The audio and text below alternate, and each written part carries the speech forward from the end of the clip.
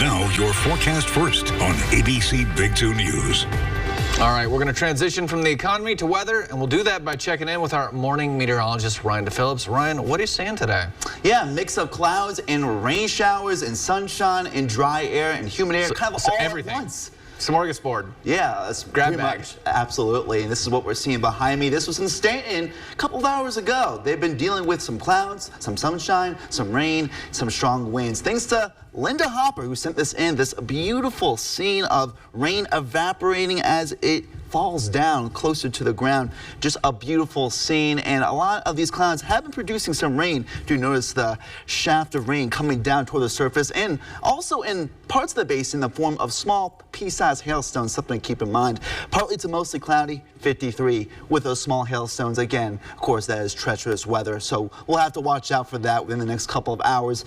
Pretty humid, 74% relative humidity, pretty calm winds, good visibility. Not rainy right now, but there is that potential throughout the basin as temperatures, again, 40s and 50s. Pretty cool for this time of year, eventually warming up a little bit more in the 60s. 40s, though, in the panhandle. I'll be tracking the temperature roller coaster in the next few days with lower rain chances in the short term. And of course, again, while it's a bit cool here in the basin, it is much colder in northern parts of the country, especially in the Rocky Mountains. These darker blue, purple colored areas indicating that all the way from the Rocky Mountains extending into the eastern part of the United States and northern part.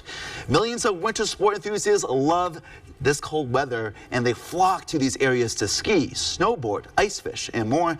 But as temperatures continue to rise because of climate change, weather sports, especially in the winter, are changing dramatically with less snow and ice on the ground. Ginger Z has more.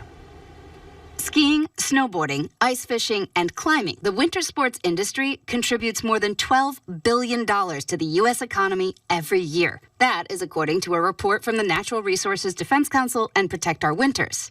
But as climate change is helping to change those snow and ice patterns, annual events and festivals are being canceled this year, like Minnesota's Ice Festival and the longest sled dog marathon in the lower 48. When we start looking at cities and counties that rely on the economics associated with winter sports and winter recreation, that's where we're seeing a lot of the dramatic impacts. While parts of the Sierra Nevada had a record snow season last year, some ski resorts in the east were forced to close early due to lack of snow and mild temps. Zimmerman says issues like reduced snowpack are forcing athletes to find new ways to train in their off-season, making winter sports more expensive and less accessible. Groups like Protect Our Winters closely monitoring these trends and trying to mobilize action around climate change.